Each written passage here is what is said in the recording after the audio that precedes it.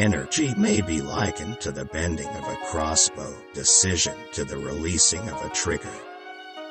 The opportunity of defeating the enemy is provided by the enemy himself. Therefore, just as water retains no constant shape, so in warfare there are no constant conditions. Hence that general is skillful in attack, whose opponent does not know what to defend, and he is skillful in defense, whose opponent does not know what to attack. He who advances without seeking fame, who retreats without escaping blame, he whose one aim is to protect his people and serve his Lord, the man is a jewel of the realm. If there is disturbance in the camp, the general's authority is weak. Foreknowledge cannot be gotten from ghosts and spirits, cannot be had by analogy, cannot be found out by calculation. It must be obtained from people who know the conditions of the enemy. The worst calamities that befall an army arise from hesitation. Know thyself, know thy enemy, 1,000 battles, 1,000 victories. Do many calculations lead to victory, and few calculations to defeat? If you fight with all your might, there is a chance of life, whereas death is certain if you cling to your corner. The end and aim of spying in all its 5 varieties is knowledge of the enemy, and this knowledge can only be derived, in the first instance, from the converted spy. Hence it is essential that the converted spy be treated with the utmost liberality. Conceal your dispositions, and your condition will remain secret, which leads to victory. Show your dispositions, and your condition will become patent, which leads to defeat. Success in warfare is gained by carefully accommodating ourselves to the enemy's purpose. Do not swallow bait offered by the enemy. Do not interfere with an army that is returning home. You can be sure of succeeding in your attacks if you only attack places which are undefended.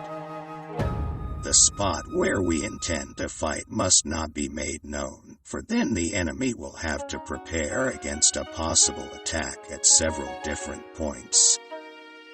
If those who are sent to draw water begin by drinking themselves, the army is suffering from thirst. One may know the condition of a whole army from the behavior of a single man. Deep knowledge is to be aware of disturbance before disturbance, to be aware of danger before danger, to be aware of destruction before destruction, to be aware of calamity before calamity. Strong action is training the body without being burdened by the body, exercising the mind without being used by the mind, working in the world without being affected by the world, carrying out tasks without being obstructed by tasks. You can ensure the safety of your defense if you only hold positions that cannot be attacked. When the outlook is bright, bring it before their eyes, but tell them nothing when the situation is gloomy. The art of war is self-explanatory. Whether in an advantageous position or a disadvantageous one, the opposite state should be always present to your mind. Invincibility lies in the defense, the possibility of victory in the attack. We cannot enter into alliances until we are acquainted with the designs of our neighbors. The control of a large force is the same principle as the control of a few men. It is merely a question of dividing up their numbers. By reinforcing every part, he weakens every part. Whoever is first in the field and awaits the coming of the enemy will be fresh for the fight. Whoever is second in the field and has to hasten to battle will arrive exhausted.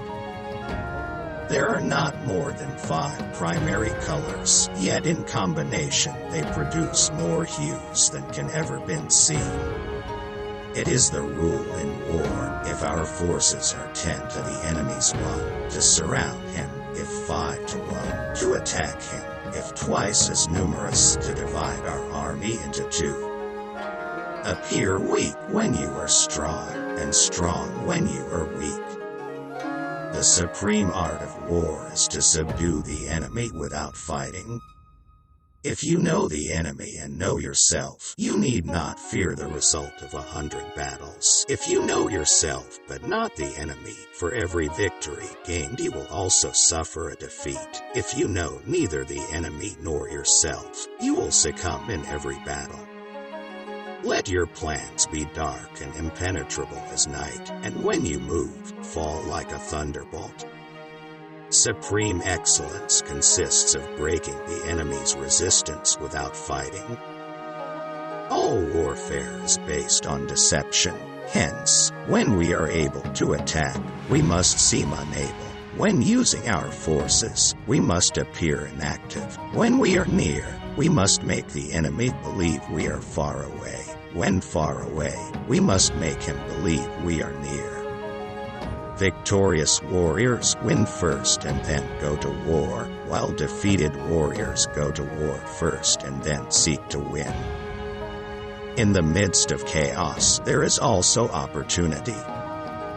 If your enemy is secure at all points, be prepared for him. If he is in superior strength, evade him. If your opponent is temperamental, seek to irritate him. Pretend to be weak, that he may grow arrogant. If he is taking his ease, give him no rest. If his forces are united, separate them. If sovereign and subject are in accord, put division between them. Attack him where he is unprepared. Appear where you are not expected.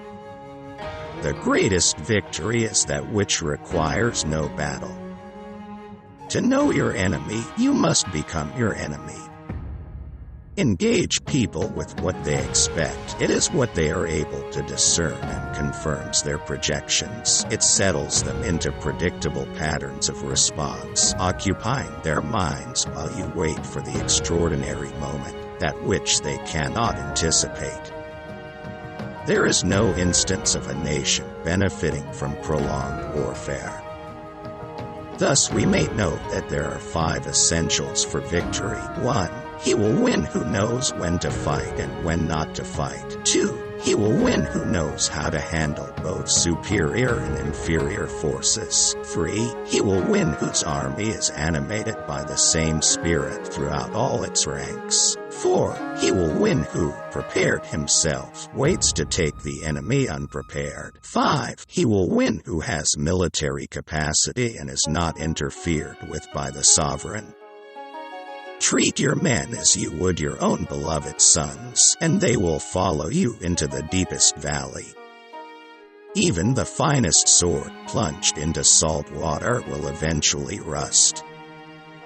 Move swift as the wind and closely formed as the wood. Attack like the fire and be still as the mountain. When you surround an army, leave an outlet free. Do not press a desperate foe too hard. Opportunities multiply as they are seized. There are not more than 5 musical notes, yet the combinations of these 5 give rise to more melodies than can ever be heard. There are not more than 5 primary colors, yet in combination they produce more hues than can ever been seen. There are not more than 5 cardinal tastes, yet combinations of them yield more flavors than can ever be tasted. The art of war is of vital importance to the state. It is a matter of life and death, a road either to safety or to ruin. Hence it is a subject of inquiry which can on no account be neglected. When the enemy is relaxed, make them toil. When full, starve them. When settled, make them move. Who wishes to fight must first count the cost. Know yourself and you will win all battles. If you wait by the river long enough, the bodies of your enemies will float by. So in war, the way is to avoid what is strong and strike at what is weak. To win 100 victories in 100 battles is not the acme of skill. To subdue the enemy without fighting is the acme of skill. Be extremely subtle even to the point of formlessness. Be extremely mysterious even to the point of soundlessness. Thereby you can be the director of the opponent's fate. When strong, avoid them. If of high morale, depress them. Seem humble to fill them with conceit. If at ease, exhaust them. If united, separate them. Attack their weaknesses. Emerge to their surprise. Build your opponent a golden bridge to retreat across. What the ancients called a clever fighter is one who not only wins, but excels in winning with ease. The wise warrior avoids the battle. The whole secret lies in confusing the enemy so that he cannot fathom our real intent. One may know how to conquer without being able to do it. Rouse him and learn the principle of his activity or inactivity. Force him to reveal himself so as to find out his vulnerable spots. You have to believe in yourself. One mark of a great soldier is that he fights on his own terms or fights not at all. If the mind is willing, the flesh could go on and on without many things. If you know the enemy and know yourself, your victory will not stand in doubt. If you know heaven and know earth, you may make your victory complete. He who is prudent and lies in wait for an enemy who is not will be victorious. If your opponent is of choleric temper, seek to irritate him. Pretend to be weak, that he may grow arrogant. Anger may in time change to gladness. Vexation may be succeeded by content, but a kingdom that has once been destroyed can never come again into being, nor can the dead ever be brought back to life. Thus the expert in battle moves the enemy and is not moved by him. There are roads which must not be followed, armies which must not be attacked, towns which must not be besieged, positions which must not be contested, commands of the sovereign which must not be obeyed. Attack is the secret of defense. Defense is the planning of an attack. When one treats people with benevolence, justice, and righteousness, and reposes confidence in them, the army will be united in mind and all will be happy to serve their leaders. Great results can be achieved with small forces. Attack him where he is unprepared, appear where you are not expected. Pretend inferiority and encourage his arrogance. Convince your enemy that he will gain very little by attacking you. This will diminish his enthusiasm. Ponder and deliberate before you make a move. If soldiers are punished before they have grown attached to you, they will not prove submissive and, unless submissive, then will be practically useless. If, when the soldiers have become attached to you, punishments are not enforced, they will still be useless. If quick, I survive. If not quick, I am lost. This is death. Ultimate excellence lies not in winning every battle, but in defeating the enemy without ever fighting. Knowing the enemy enables you to take the offensive. Knowing yourself enables you to stand on the defensive. He will win who knows when to fight and when not to fight. To secure ourselves against defeat lies in our own hands, but the opportunity of defeating the enemy is provided by the enemy himself. Bravery without forethought causes a man to fight blindly and desperately like a mad bull. Such an opponent must not be encountered with brute force, but may be lured into an ambush and slain. The general who advances without coveting fame and retreats without fearing disgrace, whose only thought is to protect his country and do good service for his sovereign, is the jewel of the kingdom. If ignorant both of your enemy and yourself, you are certain to be in peril. Mystify, mislead, and surprise the enemy. Move not unless you see an advantage. Use not your troops unless there is something to be gained. Fight not unless the position is critical. Wheels of justice grind slow but grind fine. He will win who, prepared himself, waits to take the enemy unprepared. Never venture, never win. The skillful tactician may be likened to the Shuai Jan. Now the Shuai Jan is a snake that is found in the Cheng Mountains. Strike at its head, and you will be attacked by its tail. Strike at its tail, and you will be attacked by its head. Strike at its middle, and you will be attacked by head and tail both.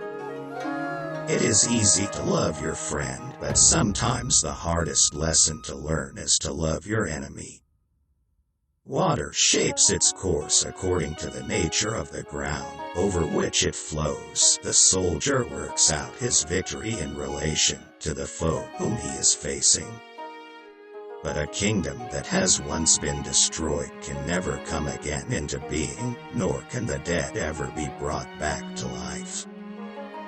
If words of command are not clear and distinct, if orders are not thoroughly understood, then the general is to blame. But if orders are clear and the soldiers nevertheless disobey, then it is the fault of their officers. If he sends reinforcements everywhere, he will everywhere be weak. Rewards for good service should not be deferred a single day. Begin by seizing something which your opponent holds dear, then he will be amenable to your will. Every battle is won before it's ever fought. Disorder came from order, fear came from courage, weakness came from strength. Know your enemy and know yourself, and you can fight 100 battles without disaster. Beware your enemy is not. To fight and conquer in all your battles is not supreme excellence. Supreme excellence consists in breaking the enemy's resistance without fighting. Who does not know the evils of war cannot appreciate its benefits. There are 5 dangerous faults which may affect a general. 1. Recklessness, which leads to destruction. 2. Cowardice, which leads to capture. 3. A hasty temper, which can be provoked by insults. 4. A delicacy of honor, which is sensitive to shame. 5. Over-solicitude for his men, which exposes him to worry and trouble. It is only the enlightened ruler and the wise general who will use the highest intelligence of the army for the purposes of spying, and thereby they achieve great results. Plan for what it is difficult while it is easy. Do what is great while it is small. Hence a commander who advances without any thought of winning personal fame and withdraws in spite of certain punishment, whose only concern is to protect his people and promote the interests of his ruler, is the nation's treasure. Because he fusses over his men as if they were infants, they will accompany him into the deepest valleys. Because he fusses over his men as if they were his own beloved sons, they will die by his side. If he is generous with them and yet they do not do as he tells them, if he loves them and yet they do not obey his commands, if he is so undisciplined with them that he cannot bring them into proper order, they will be like spoiled children who can be put to no good use at all. When your army has crossed the border, you should burn your boats and bridges in order to make it clear to everybody that you have no hankering after home. Hence to fight and conquer in all your battles is not supreme excellence. Supreme excellence consists in breaking the enemy's resistance without fighting. Conform to the enemy's tactics until a favorable opportunity offers, then come forth and engage in a battle that shall prove decisive. In battle, there are not more than two methods of attack, the direct and the indirect, yet these two in combination give rise to an endless series of maneuvers. If you know yourself but not the enemy, for every victory gained you will also suffer a defeat. Those skilled at making the enemy move do so by creating a situation to which he must conform. They entice him with something he is certain to take, and with lures of ostensible profit they await him in strength.